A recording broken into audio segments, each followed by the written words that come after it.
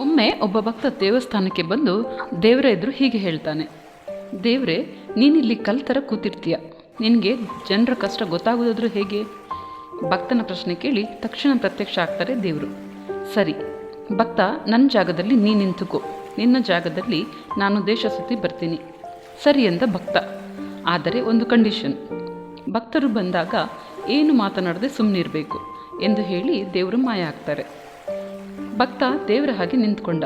ಒಬ್ಬ ವ್ಯಾಪಾರಿ ಬಂದು ತನ್ನ ಕಷ್ಟ ಸುಖ ದೇವರಲ್ಲಿ ಹೇಳಿ ಇನ್ನೇನು ವಾಪಸ್ ಹೋಗುವಾಗ ಅವನ ಪ್ಯಾಂಟ್ನಲ್ಲಿದ್ದ ಅವನ ಪರ್ಸ್ ಕೆಳಗೆ ಬೀಳಿಸಿ ಹೋದ.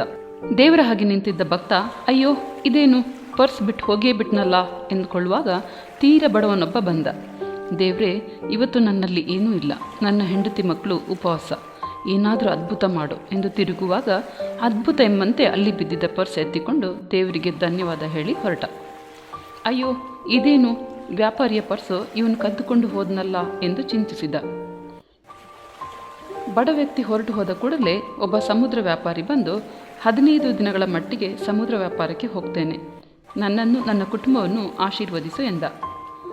ಇವನ ಪ್ರಾರ್ಥನೆ ನಡೆಯುವಾಗಲೇ ಮೊದಲಿಗೆ ಬಂದ ವ್ಯಾಪಾರಿ ಒಬ್ಬ ಪೊಲೀಸ್ ಅಧಿಕಾರಿಯೊಂದಿಗೆ ಬಂದು, ನೋಡಿ ಸರ್, ಈ ವ್ಯಕ್ತಿಯೇ ನನ್ನ ಪರ್ಸ್ ಕದ್ದಿರುವುದು, ನನ್ನ ನಂತರ ಬಂದಿರುವುದು ಇವನೇ. ಪೊಲೀಸ್ ಅಧಿಕಾರಿ ಆ ಸಮುದ್ರ ವ್ಯಾಪಾರಿಯನ್ನು ಕರೆದುಕೊಂಡು ಜೈಲಿಗೆ ಹೋದ. ಇತ್ತ ಕಡೆ ದೇವರಂತೆ ನಿಂತಿದ್ದ ವ್ಯಕ್ತಿಗೆ ಅಯ್ಯೋ ಇದು ಅನ್ಯಾಯ ಎನಿಸಿ ಸೀದಾ ಜೈಲಿಗೆ ಬಂದು, ಸ್ವಾಮಿ, ನಿಮ್ಮ ಪರ್ಸನ್ನು ಕದ್ದಿದ್ದು ಈ ಸಮುದ್ರಯಾನಿ ಅಲ್ಲ, ಒಬ್ಬ ಬಡಪಾಯಿ, ಅವನನ್ನು ಕರೆಸಿ ತನಿಖೆ ಮಾಡಿ ಎಂದ. ಬಡಪಾಯಿನ ಕರೆಸಿ ತನಿಖೆ ಮಾಡಿ ಅವನನ್ನು ಜೈಲಿಗೆ ಹಾಕಿ ಸಮುದ್ರಯಾನಿಯನ್ನು ಬಿಟ್ಟದ್ದಾಯಿತು.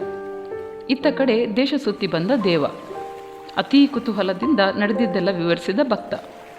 ನಾನು ನಿನಗೆ ಹೇಳಿದ್ದೇನು, ನೀನು ಮಾಡಿದ್ದೇನು? ಆ ವ್ಯಾಪಾರಿಯಲ್ಲಿ ಬೇಕಾದಷ್ಟು ಹಣ ಆಸ್ತಿ ಇತ್ತು.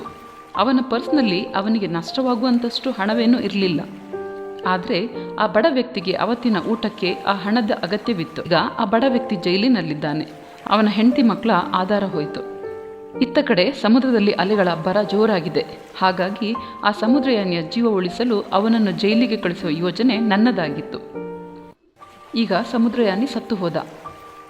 ಭಕ್ತ ಅಂಗಲಾಚಲು ಶುರು ಮಾಡಿದ. ಆದರೆ ಸಮಯ ಮೀರಿ ಹೋಗಿತ್ತು.